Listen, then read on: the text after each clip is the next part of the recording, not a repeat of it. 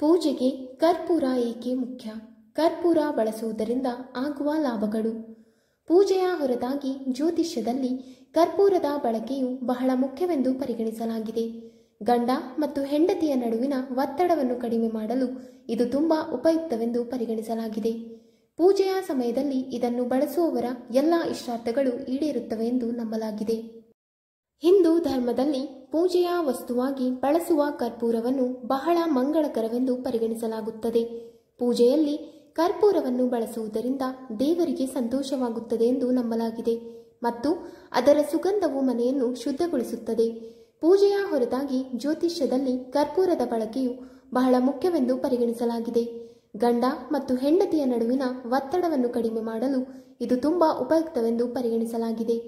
ಪೂಜೆಯ ಸಮಯದಲ್ಲಿ ಇದನ್ನು ಬಳಸುವವರ ಎಲ್ಲ ಇಷ್ಟಾರ್ಥಗಳು ಈಡೇರುತ್ತವೆ ಎಂದು ಹೇಳಲಾಗುತ್ತದೆ. ಕರ್ಪೂರದಿಂದ ಆಗುವ ಲಾಭಗಳು. ಹಿಂದೂ ಧರ್ಮದಲ್ಲಿ ಪೂಜೆಯ ಸಮಯದಲ್ಲಿ ಕರ್ಪೂರವನ್ನು ಬಳಸಲಾಗುತ್ತದೆ.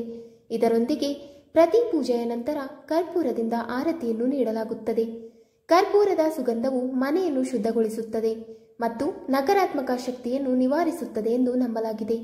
ಒಬ್ಬ ವ್ಯಕ್ತಿಯು ಅದನ್ನು ಪೂಜೆಯ ಸಮಯದಲ್ಲಿ ಬಳಸುವುದರ ಪರಿಣಾಮವಾಗಿ ಅವನ ಎಲ್ಲ ಆಸೆಗಳನ್ನು ಪೂರೈಸಲಾಗುತ್ತದೆ ಎಂದು ನಂಬಲಾಗಿದೆ. ಇದರೊಂದಿಗೆ ನವರಾತ್ರಿಯ ದಿನಗಳಲ್ಲಿ ಕೂಡ ಕರ್ಪೂರವನ್ನು ಬಳಸಲಾಗುತ್ತದೆ.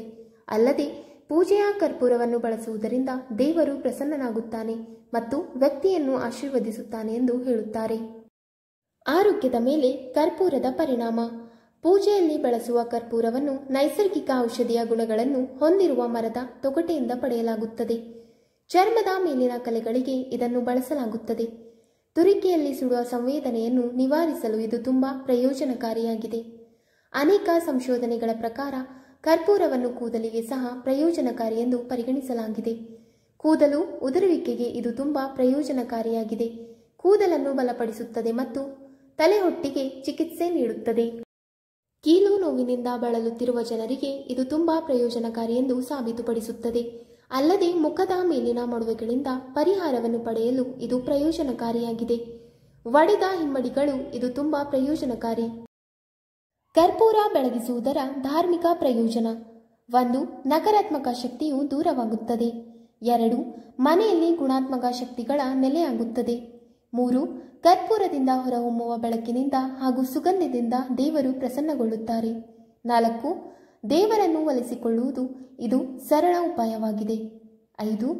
ಕರ್ಪೂರದ ಬೆಳಕು ಚೈತನ್ಯವನ್ನು ತರುತ್ತದೆ. 6. ದೇವರ ಪೂಜೆಯಲ್ಲಿ ಬಳಸುವ ಸಾಮಗ್ರಿಗಳಲ್ಲಿ ಕರ್ಪೂರ ಕೂಡ ಒಂದಾಗಿದೆ. 7. ಕರ್ಪೂರವು ಉರಿದಂತೆ ನಮ್ಮ ಅಹಂಕಾರವು ಕೂಡ ಉರಿದು ನಾಶವಾಗುತ್ತದೆ. 8. ಸದ್ಗುಣ ಮತ್ತು ಸಂಪತ್ತು ಪ್ರಾಪ್ತಿಯಾಗುತ್ತದೆ. 9. ವಾಸ್ತು ದೋಷವಿರುವ ಕೋಣೆಯಲ್ಲಿ ಕರ್ಪೂರವನ್ನು ಬೆಳಗಿಸಿದರೆ ವಾಸ್ತು ದೋಷ ನಿವಾರಣೆಯಾಗುತ್ತದೆ. 10. ಕರ್ಪೂರ ಬೆಳಗಿದರೆ ಅಶ್ವಮೇಧ ಯಾಗದ ಫಲ ಲಭ್ಯವಾಗುತ್ತದೆ. 11. ನಿಮ್ಮ ಆರ್ಥಿಕ ಸ್ಥಿತಿಯನ್ನು ಸುಧಾರಿಸಲು ರಾತ್ರಿ ಅಡುಗೆ ಕೆಲಸ ಮುಗಿದ ನಂತರ ಬೆಳ್ಳಿಯ ಬಟ್ಟಲಿನಲ್ಲಿ ಲವಂಗ ಮತ್ತು ಕರ್ಪೂರವನ್ನು ಸುಟ್ಟು ಹಾಕಿ. 12. ಈ ಪರಿಹಾರದಿಂದ ಕುಟುಂಬದಲ್ಲಿ ಹಣದ ಕೊರತೆ ಇರುವುದಿಲ್ಲ ಎಂದು ನಂಬಲಾಗಿದೆ. 13. ನಿಮ್ಮ ಮನೆಯಲ್ಲಿ ಸಂತೋಷ ಮತ್ತು ಸಮೃದ್ಧಿಯನ್ನು ಕಾಪಾಡಿಕೊಳ್ಳಲು ಬೆಳಿಗ್ಗೆ ಮತ್ತು ಸಂಜೆ ಪೂಜೆಯ ಸಮಯದಲ್ಲಿ ಕರ್ಪೂರವನ್ನು ಸುಡಬೇಕು. 14. ಒಬ್ಬ ವ್ಯಕ್ತಿಯು ಜೀವನದ ಅನೇಕ ತೊಂದರೆಗಳನ್ನು ತೊಡೆದು ಹಾಕುತ್ತಾನೆ ಎಂದು ನಂಬಲಾಗಿದೆ. 15. ಇದರಿಂದ ಮನೆಯಲ್ಲಿ ಸಂತಸದ ವಾತಾವರಣ ನೆಲೆಸಲು ಇದಕ್ಕಾಗಿ ಕರ್ಪೂರವನ್ನು ಬೆಳಿಗ್ಗೆ ಮತ್ತು ಸಂಜೆ ತುಪ್ಪದಲ್ಲಿ ನೆನೆಸಿ ಸುಡಬೇಕು. 16. ಈ ಪರಿಹಾರವನ್ನು ಮಾಡುವುದರಿಂದ ಕುಟುಂಬದ ಜನರಿಗೆ ಪ್ರಗತಿಯ ಹಾದಿಯು ತೆರೆದುಕೊಳ್ಳುತ್ತದೆ ಮತ್ತು ಅವರು ಬಹಳಷ್ಟು ಪ್ರಯೋಜನಗಳನ್ನು ಪಡೆಯುತ್ತಾರೆ. 17. ನಿಮ್ಮ ಅದೃಷ್ಟವನ್ನು ಹೆಚ್ಚಿಸಲು ಬೆಳಿಗ್ಗೆ ಕೆಲವು ಹನಿ ಕರ್ಪೂರ ಎಣ್ಣೆಯನ್ನು ನೀರಿನಲ್ಲಿ ಹಾಕಿ ನಂತರ ಆ ನೀರಿನಿಂದ ಸ್ನಾನ ಮಾಡಿ. 18.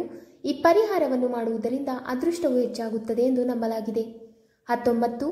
ನಿಮ್ಮ ಜಾತಕದಲ್ಲಿ ಪಿತೃದೋಷ, ಕಾಳಸರ್ಪದೋಷ ಇದ್ದರೆ ತುಪ್ಪದಲ್ಲಿ ಕರ್ಪೂರವನ್ನು ಮುಳುಗಿಸಿ ಮತ್ತು ಬೆಳಿಗ್ಗೆ ಮತ್ತು ಸಂಜೆ ಅದನ್ನು ಬೆಳಗಿಸಬೇಕು.